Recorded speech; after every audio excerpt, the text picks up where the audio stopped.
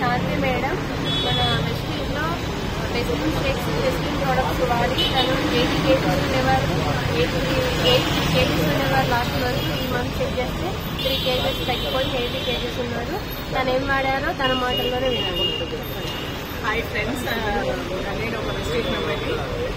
Last month నేను join అయ్యి 1 month అవుతుంది. సో నేను యాక్చువల్గా జాయిన్ అయ్యింది వెయిట్ లాస్ కోసం. ఫస్ట్ నేను జాయిన్ అయ్యేందుకు 83 ఉన్నాను వెయిట్.